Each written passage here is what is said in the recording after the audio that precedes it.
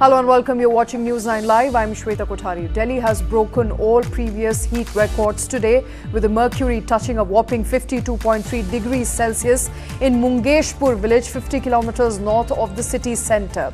Other areas that reported extremely high temperatures are in the desert state of Rajasthan, with 51 degrees Celsius in Falodi. The national capital is burning. People say it feels like raining fire. The extreme weather is affecting people, livestock and animals alike. As sensationalist as 52.3 degrees sound, it's also a worrying sign. It's a punishment for the rampant, untamed development at the cost of the planet, and we are now beginning to pay the price. As far as global temperatures go, experts say this is just the start. Even as extreme heat waves grip all of North India, the unprecedented heat wave levels are affecting not only lives but also livelihoods. Extreme weathers and heat waves have impacted vegetable supply and sent prices through the roof. Potato and tomato prices have particularly seen a sharp spike between last year and this year. And here's how expensive some of the dailies have now become. And these are wholesale prices, mind you. Onion is 57% more expensive than last year today. Potato prices have surged 68%. Tomatoes are a whopping 356% more expensive than last year. And among vegetables, ladyfinger or bhindi is about 69% more expensive. Brinjal is about 20% higher. And bottle gourd or your tori or lauki rather is about 130% dearer today in wholesale price markets here in national capital in Delhi. Prices of vegetables and pulses have been on an upward trajectory now forever, with overall inflation cooling. Vegetables were responsible for about 30% of the total food inflation in financial year 24, much higher than their 15.5% share in the food index. So what is leading to inflation in vegetable and pulses despite an overall slowdown in retail inflation to an 11-month low of 4.8% in April? The answer is simple. Heat waves have swept several parts of the country over the last few weeks, with states such as Gujarat and Rajasthan experiencing a 9 to 12 days of heat wave which are higher and longer than normal. Direct impact of heat puts macroeconomic stability at jeopardy. At present, the impact is visible in the prices of vegetables, fruits, milks and pulses across these states. And the rising intensity and reoccurrence of weather-related disturbances have also led to frequent bouts of volatility in vegetable prices in the recent year. This as per a CRISIL report. Adding fuel to the fire in the country is the storage and transportation infrastructure for fresh fruits and vegetables, which is grossly inadequate in comparison to the volumes that we produce, which means more spoilage, more wastage, and lowering supply and increasing prices for everybody. High vegetable prices will be a norm for the next few months. A good and early monsoon is expected to boost supply and ease prices, but a prolonged dry spell will keep prices on the boil. Within the next few months, the trajectory of the southwest monsoon will now determine how vegetable prices will fare. Remember, extreme weather events are likely and they pose an inflation risk. And it's not me saying this. This was flagged by the Reserve Bank of India in its April bulletin. A report by World Meteorological Organization states that there is also a very high probability that 2024, the ongoing year, will breach the threshold set in 2023 as the hottest year on record. In fact, data from Indian Meteorological Department also reflects a worrying escalation in extreme weather events, which will necessitate an urgent and collective response. So food inflation is not just a factor of how hot this summer is, it will be determined by how hot the planet will be in the next few years. The telltale signs are not welcoming. And moving on now, global ratings agency S&P has revised India's outlook to positive from stable. The agency anticipates continuity in economic reforms and fiscal policies regardless of the outcome of the ongoing elections. We take a look at what rating agencies and multinational brokerage firms are expecting from the Indian stock markets post-elections. General elections are in their final phase. Anxiety over the results on the 4th of June seems to be at its peak and soaring further with each passing day. Stock market volatility touched a 2-year high yesterday, with the India VIX at 24.2. Brokers and analysts are busy working out possible outcomes of the general elections and different market mood scenarios depending on the seats that BJP would get. It is fair to state that most analysts expect a BJP victory will be good for the stock market, but the number of seats that the BJP gets could swing the mood on Dalal Street. Brokerage firm CLSA has been stock specific in its analysis. CLSA has identified 54 stocks classified as Modi stocks or direct beneficiaries of the government's policies. The average up move of these Modi stocks has been 50% or more in the last 6 months. The brokerage expects the rally in these stocks to continue in case of a strong election result. Among the top buy recommendations that CLSA has identified within the Modi stocks universe are L&T, NTPC, NHPC, PFC, ONGC, Indraprastha Gas, Mahanagar Gas, Reliance Industries, Bharti Airtel and Indus Towers. With CLSA anticipating this election-themed rally to end in June or July, it sees banking stocks as the best risk-reward play in India for the second half of 2024. Within the banking and financial services sector, CLSA prefers banks for their growth, with HDFC Bank, ICICI Bank, Axis Bank and IndusInd Bank already being part of their India portfolio. Investment bank and brokerage firm Nomura as well as multinational bank HSBC both feel that the Lok Sabha elections point towards continuity in the centre. They expect the new government to spur fresh and tougher reforms across sectors once it comes back in office. Nomura is hopeful that land, capital and judicial reforms would be prioritized and simplification of direct and indirect taxes should be the government's focus. Economists at HSBC are putting a number to BJP's vote share. HSBC expects the tally to increase from 303 seats in 2019 to 323 seats this time, with its National Democratic Alliance NDA coalition reaching an unprecedented figure of 377. So will the 4th of June be a day of new highs on Dalal Street as predicted by Prime Minister Modi, or will the bulls start cashing out is something that only the numbers will decide. All right, the numbers will decide, of course, how the markets react post-election. We'll continue bringing all those updates for you here on News9. Time for a short break. We'll be back with more on the other side. Keep watching News9 Live.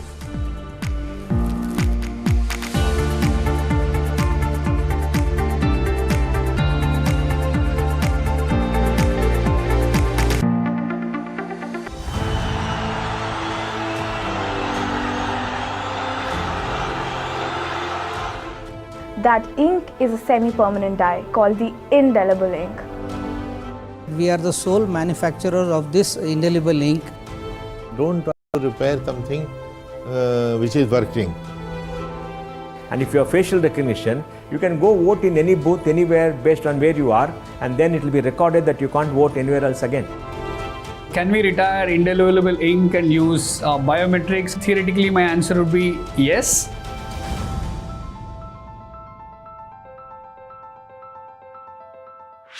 This and more. Streaming on News9 Plus. News is now content. Subscribe and get free vouchers.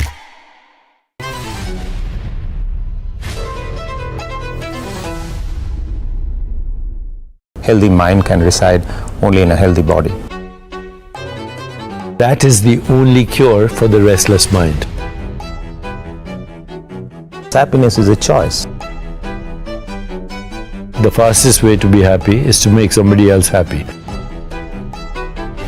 World premiere on 2nd June, only on News9 Live.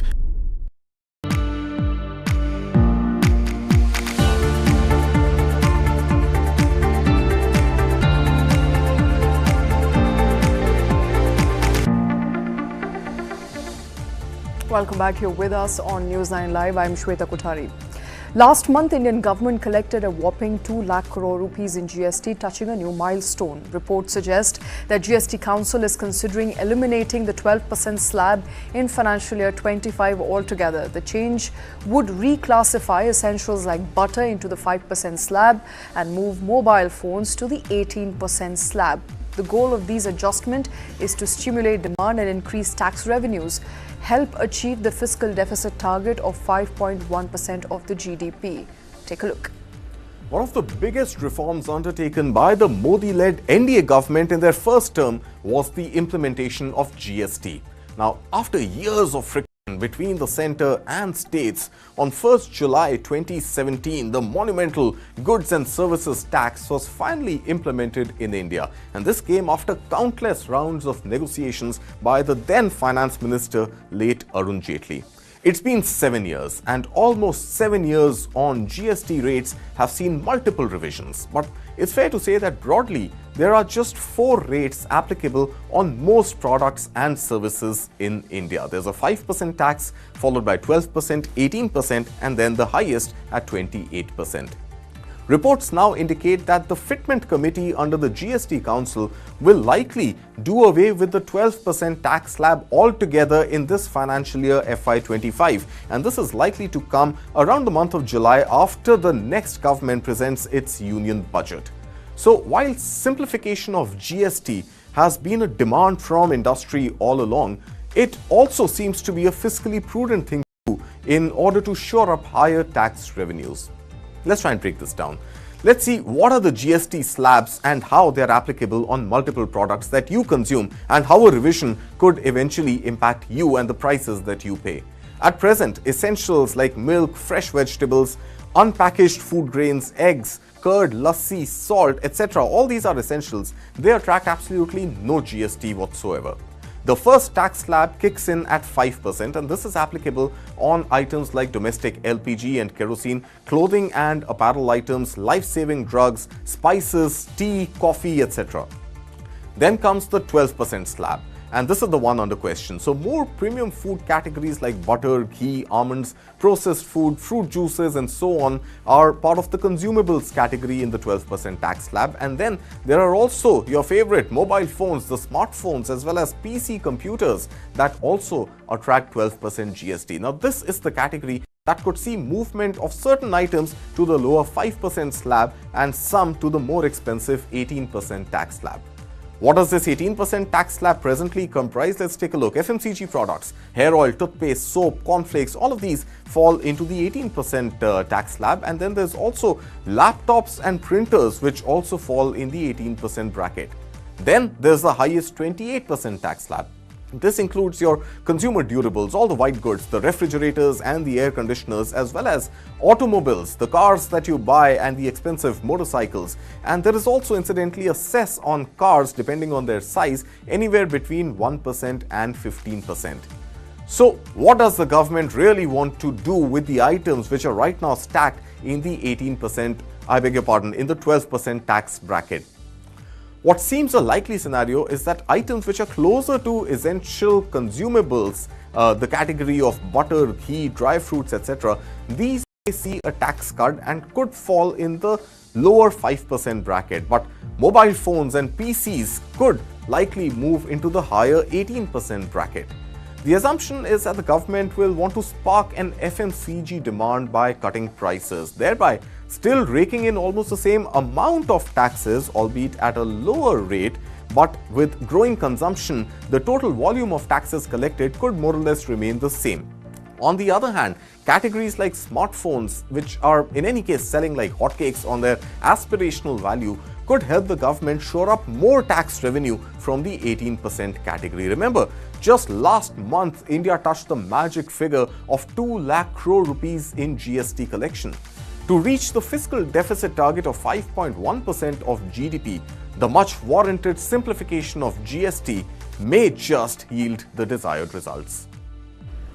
Moving on now, in the evolving trade landscape of today, strategic shifts can redefine economic leaders. India, driven by key factors, is quickly becoming central to China+1 strategy.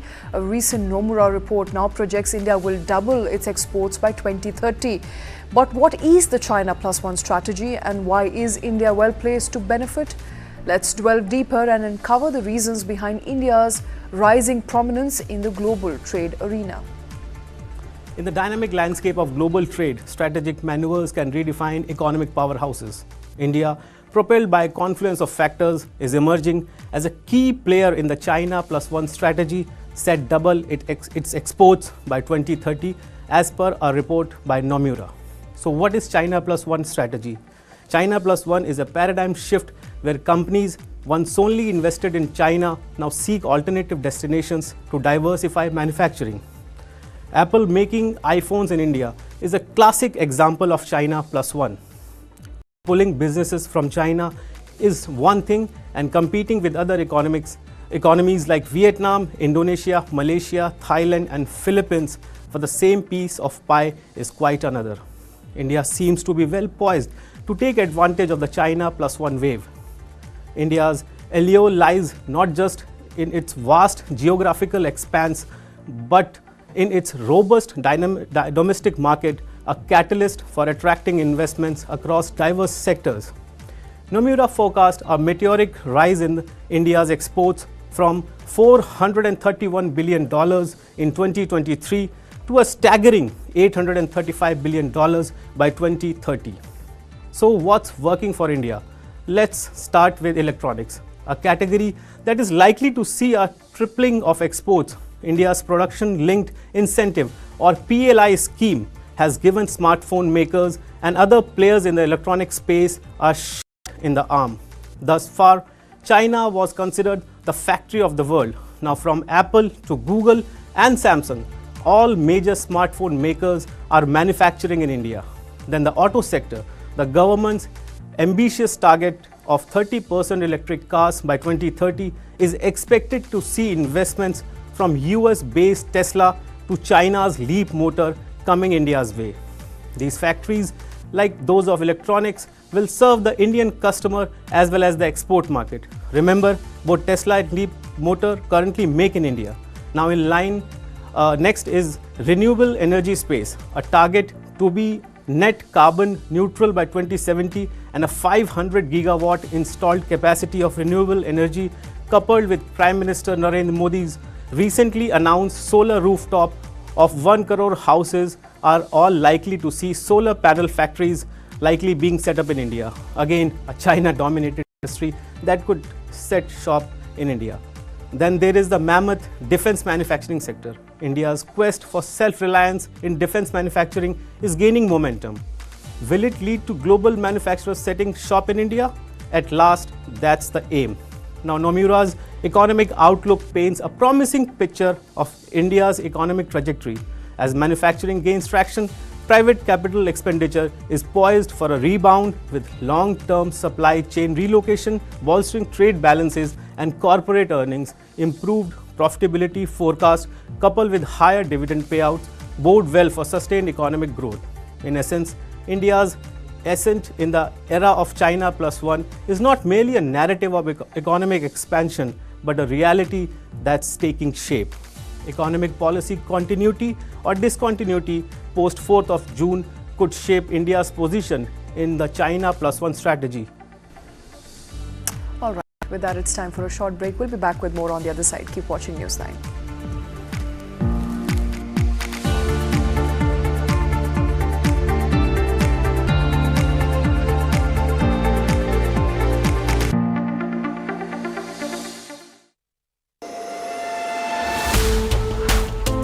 I don't think anybody has isolated Ajit Dada Pawar. Ajit Dada has isolated himself. That led to a lot of bad blood between the ruling partners. It is not true.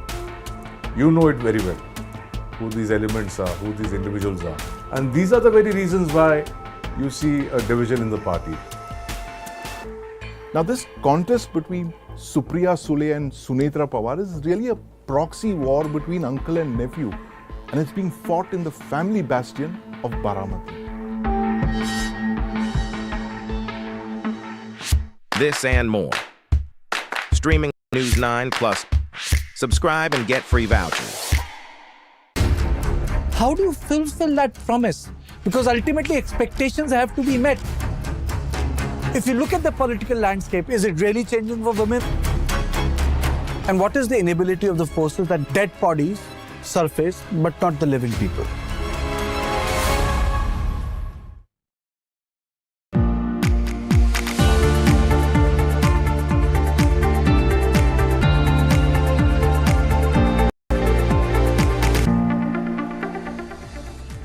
Welcome back. You're watching News9 Live. How do you differentiate between spending money and splurging it? They say if you have it, flaunt it, and that's what Gen Z seems to be doing, especially on four-wheelers. So what if they can't afford to buy a luxury car? It doesn't stop them from still driving these mean machines. From Rolls-Royce to Porsche to Mercedes-Benz to limousines, Gen Z want to be in the driver's seat of feeling rich. And if you can't buy it, rent it. It is not longer just the prerogative of executive travelers, HNIs, diplomats and expats who are driving India's luxury car rental market to the fast lane. Aspirational millennials, Gen Zs, are also fueling this growth as they rent a swanky car for special occasions like weddings, birthdays, anniversaries or graduation parties.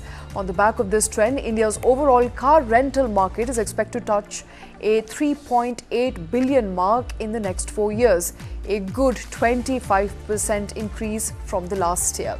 Now globally, the luxury car rental market is growing at 6.1% a year. India's growth is well above this figure. So where are the Zoomers zooming in these luxury rides? The more popular routes are Delhi NCR to Rishikesh, Delhi NCR to Vrindavan, Delhi NCR to Jim Corbett, then there is Chandigarh to Manali and Chandigarh to Ladakh. So is this a North India trend? Not really. The highest demand for luxury cars last year came in the city of Jamnagar. And if you think Anand Ambani's pre-wedding bash had something to do with it, you are probably right. As for the other cities, Delhi witnessed the highest growth in demand at 40%, followed by Mumbai at 35%, Udaipur at 14% and Pune at 10%. The youth is driving the luxury car segment. Aspirational lifestyles and preferences for experience only further ratify the COVID-prompted acronym YOLO, which is you only live once. And this election season has been one of the longest in recent times, and a longer than usual election season with 7 phases of voting has come as a boon for helicopter rentals. Helicopter operations in India have raked in more money during 2024 General Assembly elections than ever before. Political parties across the board have splurged on hiring helicopters to transport their leaders in the quickest possible time from campaign rally to the next. The guess, therefore, on how much helicopter rentals are making is far-fetched. It's about 350 to 400 crore rupees just over the last few months. Election season is usually the busiest time for helicopter operators, but this 2024 elections has witnessed an unprecedented rise in demand, with chartering rates jumping up by over 50%. Bear in mind, these helicopters are hired on an hourly basis, and the rentals for every helicopter differs one from another based on design and model of the helicopter being hired. For example, if it's a single-engine helicopter like the BEL 407 with a seating capacity of 6 to 7 people, the average rental rates are around 80 to 90,000 rupees an hour. But they have gone up to about 1.5 lakh rupees per hour this time around. For twin-engine helicopters, which can usually accommodate 7 to 8 people, the usual rates were around a lakh and a half rupees, but the going rate for this election season is anywhere between 2.3 to 3 lakh rupees. And if it's a large 15-seater helicopter like the Augusta Westland, which is the vehicle of choice for VVIPs for its comfort, stability and safety, then the hourly rental is a staggering 4 lakh rupees. And it's not just the helicopters. The hourly rates for chartered aircraft services have also spiked. The charge is around 4.5 to 5.25 lakh rupees for each aircraft. These helicopters and aircraft on hire are rented from non-scheduled operators or NSOPs. Currently, there are around 165 to 170 NSOPs, and they have aircraft and helicopters with seating capacity varying from 3 to 37. This election season, it's the twin-engine helicopters that have ruled the roost. They have been booked 4 to 5 months in advance, so much so that last-minute requests, even from the likes of MPs, had to be turned down by some operators. Political parties sign up for longest contracts between 45 to 60 days and minimum guaranteed hours during election season, which is about 2.5 to 3 hours per day. That's about 180 hours in a single 60-day contract. So, if an operator rents out a twin-engine 8-seater helicopter at a current rate of 3 lakh per hour for 180 hours, it would rake in 4 to 5 crore rupees. Assuming that the operator has about 4 to 5 helicopters in its fleet, it will end up making about 20 to 25 crores in just about 2 months. 20 to 25 crores elections in just about 2 months, and that number is only going to go up. And with that, we've come to the end of this show. Thank you for watching.